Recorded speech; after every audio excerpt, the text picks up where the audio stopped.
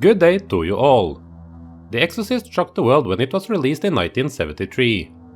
It has been rightfully called the scariest horror movie of all time, and you will rarely see a best horror movie list without it being mentioned.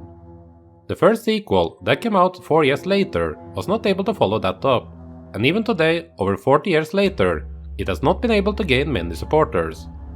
It only has a score of 3.8 out of 10 on IMDb, 2 out of 5 on Letterboxd, and as little as 15% on Rotten Tomatoes. But is it really that bad? Or have you all been unfair to the film all of these years? Stick around for the next few minutes and you will hear all my thoughts on it. I am Torstein from CinemaTerror, and this is Exorcist 2: The Heretic.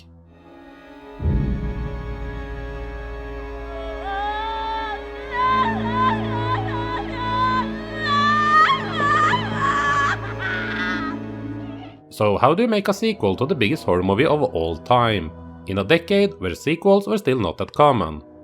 The original did leave some open questions and stuff you will want to see on the big screen, so it's not like it will be impossible to create a follow-up. I would have liked to see more of Father Merrin's backstory. I would also like to know what happened to Regan McNeil after this terrible event, and I would also be all up for a totally new story about demonic possession. I have a feeling that the filmmakers behind this sequel had the same thoughts, as The Heretic would be a mixture of all of those things. The story is set 4 years after the horrendous events that surrounded the young Regan. She now seems to be a normal 16-year-old and does not seem to be affected by time being under the spell of a demon. Since her mother is away due to work most of the time, Regan has to regularly attend a psychiatric institute, where she is under the care of Dr. Gene Tuskin. Since Regan can't remember anything from the time she was possessed, or anything about the exorcism that was performed on her, Dr. Tuskin takes the chance of experimenting with a device that can put two people under hypnosis at the same time and synchronize their minds together. Before they can start this new type of therapy, Dr. Tuskin receives a visit from Father Philip Lamont.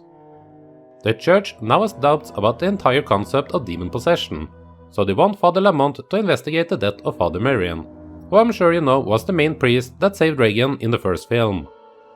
Lamont sits in on the hypnotic experience, and even though he has recently been struggling with his own fate, he quickly becomes convinced that the evil that had once taken over Regan's body is still hiding within her, and the name of the evil entity is Pazuzu.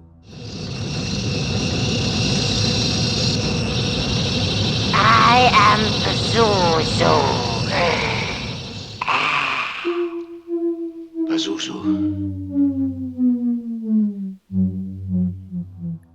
Exorcist 2: The Heretic will not be an easy production.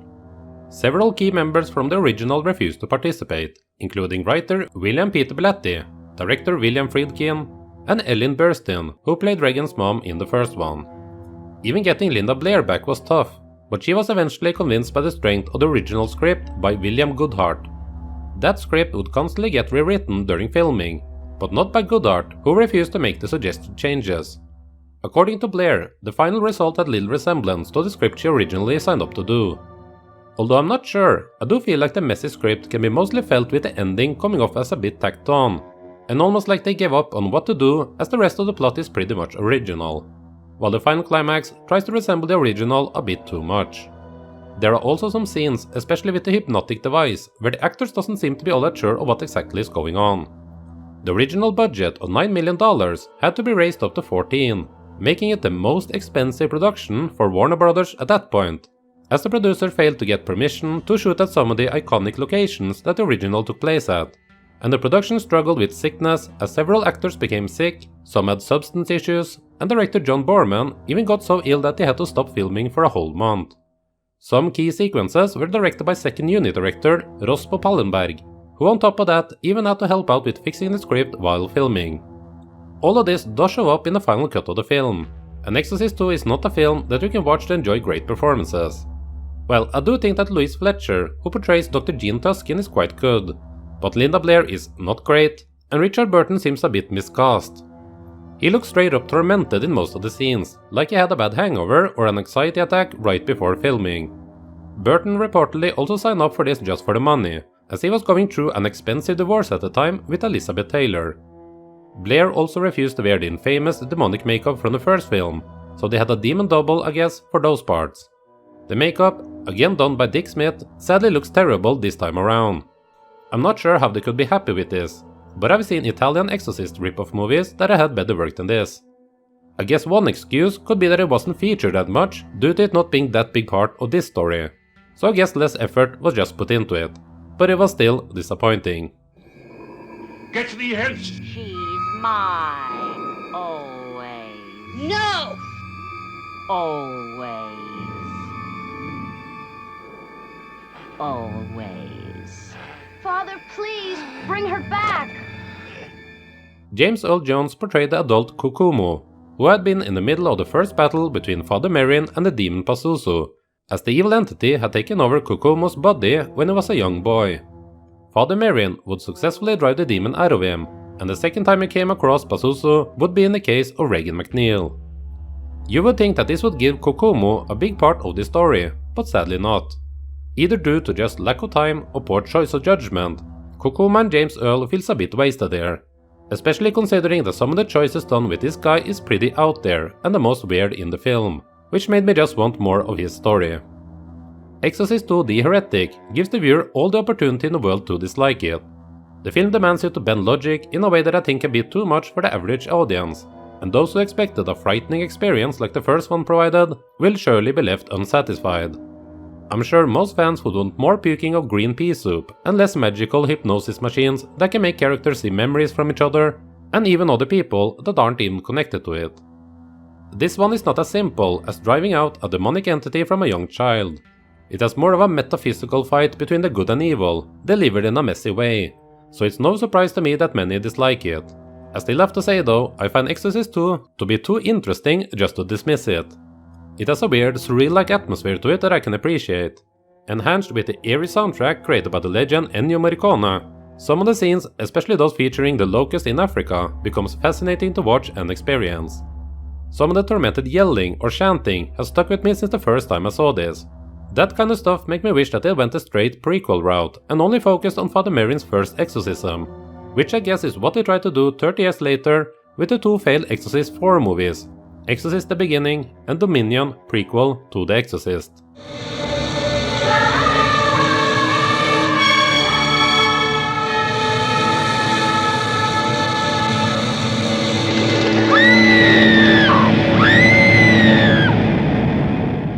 Exorcist 2 would get its theatrical release in June of 1977. It would have a record-breaking opening weekend for Warner Bros. With $6.7 million. But both moviegoers and critics would absolutely hate it, and the movie would quickly fall down on the charts. Boorman would quickly re-edit the film, but was unable to save it from the onslaught of hatred it had already started to receive. Famous critic Gene Siskel called it the worst major motion picture that he had seen in his, at the time, 8 years as a professional critic. Both Blatty and Friedkin trashed the film, and it would go on to be featured on multiple worst horror movies of all time lists in the years to come.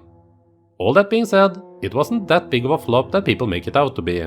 It made over $25 million in its US run alone, making it the 23rd highest grossing movie of the year in the United States, right behind Slapshot and Freaky Friday. Adding income from both rentals and sales of VHSs, DVDs, Blu-rays etc. over the years, then I think it is fair to assume that it did end up making a small little amount back for Warner. It's too bad that this wasn't enough for Warner Brothers to go on with a third one at the time. If they had spent 2 or 3 years developing and shooting a new one, then we would have gotten an Exorcist movie in 1980 or 1981, which I for sure would have loved to see. Especially when you could assume that they would have taken the horrible feedback from this one and make the third one be more like the first.